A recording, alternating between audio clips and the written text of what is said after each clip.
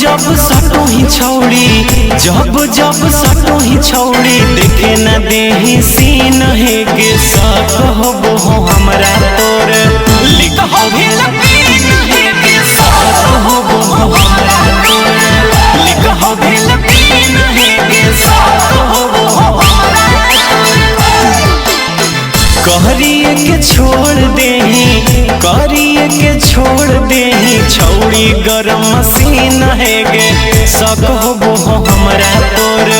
लिख हो भेल पीन है गे सक होबो हमरा तोर लिख हो भेल पीन है गे सक होबो हमरा लिख हो भेल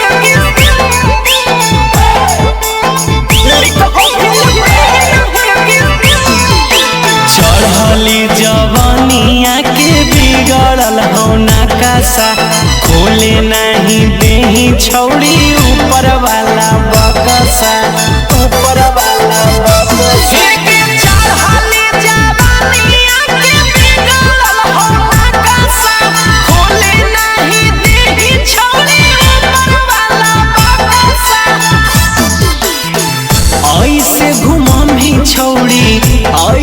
घुमामी छौड़ी बोल न कई दिन है गे सक होबो हमरा तोर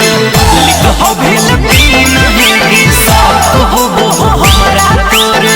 लिख हो भेल पीन है गे सक होबो हमरा लिख हो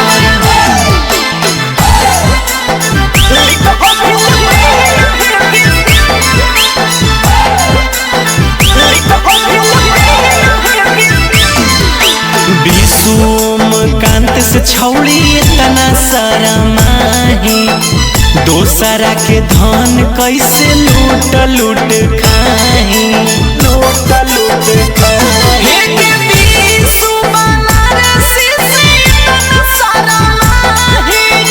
दोसरा के धन कैसे लूट खाही डीजे सरफराज